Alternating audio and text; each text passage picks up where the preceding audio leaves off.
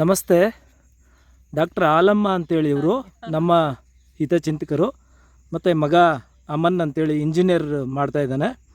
ಅವರು ಇವತ್ತು ಅವರ ಆಸ್ಪತ್ರೆ ಕಾಂಪೌಂಡಲ್ಲಿರೋ ಮಂಗರವಳ್ಳಿ ಗಿಡನ ಅಸ್ಥಿ ಶೃಂಖಲ ಅಂತ ಏನು ಹೇಳ್ತೀವಲ್ಲ, ಮತ್ತು ಇಂಗ್ಲೀಷಲ್ಲಿ ಅದಕ್ಕೆ ಬೋನ್ ಸೆಟರ್ ಅಂತಲೂ ಅಂತಾರೆ.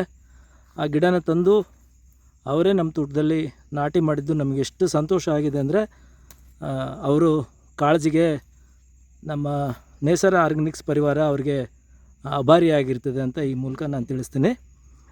ಧನ್ಯವಾದಗಳು.